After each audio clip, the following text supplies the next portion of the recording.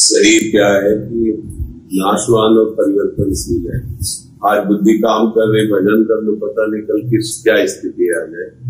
शांति से निश्चय कर ले ये नाशवान शरीर है और इसमें जितनी भी चेष्टाएं हो रही है वो सब कर्मों के अनुसार होगी। अब जैसे मानसिकता बिगड़ जाए तो कर्म आ गया, उसको बिगड़ा। इसीलिए कहा गया है न जानो छिन्नंत कौन बुद्धि घटे प्रकाशित, तब हमारी बुद्धि कैसा निर्णय कर ले। इसलिए आज बुद्धि ठीक है, मन ठीक है तो हमें नाम जप कर लेना चाहिए। अगर हम थोड़ा भी नाम जप कर लेंगे तो हमें गिरने नहीं देगा, हमें दुर्गति में नहीं जाने देगा। थोड़ा भी नाम जप जीव का उत्थान कर देता है। तो भजन करना चाहिए। कब क्या हो जाए कुछ पता तो नहीं चलता है, इसलिए नाम जप करते हो, भगवद आश्रित रहो। बहुत भयावह संसार है, कब क्या कौन सी घटना घटे, कौन सा रोग हो जाए, कैसी परिस्थिति हो जाए, बड़ा भयावह है। जिससे अभी स्वस्थ है तो सब अच्छा लगता है, अभी कैंसर हो जाए जरूर थोड़ी, ऐसे ऐसे रोग हो जाए, परेशान हो जाए, बिस्तर में पड़ा रहे, वहीं हगे मुंहते। अब इतना कष्ट है तो भगवान का भजन कैसे करे? तो जब तक स्वस्थ होता है तब तक संसार अच्छा लगता है, जब अस्वस्थ हो जाता है तब भजन होने की संभावना ही नहीं है। इसलिए स्वस्थ शरीर में जब हमारी बुद्धि काम कर रही तो भजन कर लेना चाहिए। देखो संत जनों के पास व्यवहार का शब्द नहीं होता। आप लाखों करोड़ों खर्चा करो, अगर वो आपसे प्रभावित होते कि लाखों करोड़, तो संत नहीं है।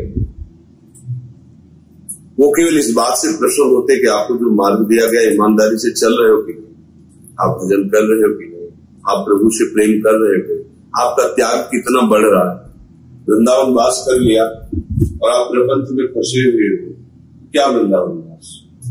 वृंदावन वास का तात्पर्य कि अब हो गया जो होना था, जो भी नमक रोटी हमें मिलेगी हम खाएंगे और रात दिन भजन करेंगे। श्री जी के चिंतन, मर के चले जाओगे, करोड़ों अरबों जमा रहेंगे, किसके काम आएंगे? और जिनको मान लो जैसे लोगों को सोचना है कि हमारे बच्चे, तो उनका भाग्य उनका लिखा हुआ है। जैसे तुम कमा कर किस स्थिति तक पहुंचे हो वैसे उनको भी मार्ग दे देगा, परमात्मा देने वाला। आप सोचो उनके लिए जमा कर ले, पूरा जीवन तुम्हारा गया और उनके अंदर इतनी बेवकूफी छा जाएगी कि उसका प्रयोग करने लायक नहीं रहेगी। संसार का बड़ा विचित्र स्वरूप है। इसलिए हमें सावधानी होकर एक एक मिनट भगवत चरणारविंद धाम में रहो या बाहर रहो, भजन पर। अगर भजन नहीं तो संतों के पास जाने का क्या लाभ है?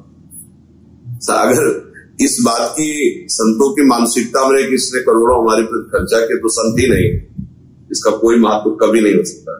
महत्व हो सकता है कि जिसके लिए तुम्हें चुना गया तो वहां पहुंच रहे थे, उसके लिए खास बात है वैराग्य। बिना वैराग्य के अनुराग नहीं होता। घर गृहस्थी में रहते हुए भी राग किसी से न करे, प्रभु से प्रेम करे तो बात बन सकता है। अब हमें केवल दिनचर्या चलाते रहेंगे, केवल ऐसे ही फॉर्मेलिटी, तो जब महान संकट पड़ेगा तब तुम्हारा मन प्रभु में नहीं लगेगा, क्योंकि उससे पहले से कसा नहीं है प्रभु के मार्ग में। तो फिर बात बनती है। संतों के दर्शन या संतों के संग या उनकी मित्रता का एक ही फल है, तुम उनके समान बन जाओ। आप सरिस चाहे सबके, केवल प्रभु के आसक्त हो जाओ, केवल प्रभु के आश्रित रहो। वो शब्द जिन्होंने बिना किसी सहयोग के अपने संकल्प से अनंत ब्रह्मांडों में सब कुछ रच दिया है, उन प्रभु को प्राप्त होने के बाद क्या बकाया रह जाता है? हम उनको बैलेंस बनावे, वही थोड़ा भजन कर लिया, इसके बाद माया प्रपंच भी है। हमें आठों पहर भजन में हरिवंश नाम विसरे लक्षण, श्री हरिवंश सहाय बल, हरिवंश भरोसे भय निधर, नित्य गर्जत हरिवंश। अपने लोग जिससे प्यार करते तो उसको देखना चाहते प्रपंच रहित, व्यवहार शून्य, एकदम भगवत मार्ग में तरह, नहीं तो फिर महत्व नहीं रहेगा। हम घसीट रहे हैं तुम्हें, तुम अगर पीछे की तरफ घसीटना चाहो तो फिर समझ में आता है हरिच्छा भावी बलवाना, हृदय विचार सब सुजाना।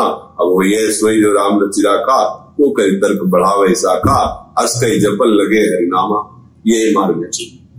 आपको हम घसीट रहे हैं, आपको परमात्मा की तरफ प्रलोभन दे रहे हैं। अगर आप नहीं चलते हो, आप अपने मन के अनुसार चलते हो, तो जीवन आपके यहाँ अक्षरशः आज्ञा पालन करते हुए ऐसे, तो यही परलोक सकल सुख पावत मेरी सो भैया कृष्ण गुण संत, तभी बात बनती है।